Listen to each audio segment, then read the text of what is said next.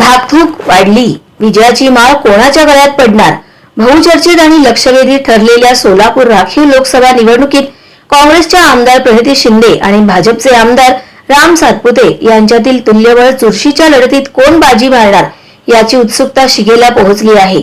मतमोजणीस 2 दिवस उरले असताना निकालावरून सर्वांची धाकधूक वाढली आहे. यापूर्वी 2014 आणि 2019 साली सलग 2 वेळा सोलापूर लोकसभा निवडणुकीत काँग्रेसचे ज्येष्ठ नेते सुशीलकुमार शिंदे यांच्या झालेल्या पराभवाचा वचपा काढण्यासाठी यंदाच्या लोकसभा निवडणुकीत त्यांच्या कन्या आमदार प्रणिती शिंदे यांनी भाजपचे आमदार राम सातपुते यांना कडवे आवाहन दिले आहे. यात कमालीची चुरस दिसून आल्यामुळे शेवटी विजयाची माळ कोणाच्या गळ्यात पडणार याची उत्कंठापूर्वक कट्ट्यावर दुकानांच्या फळ्यांवर मित्रपरिवार व नातेवाईकांसह कार्यकर्त्यांमध्ये चर्चा सुरू आहे.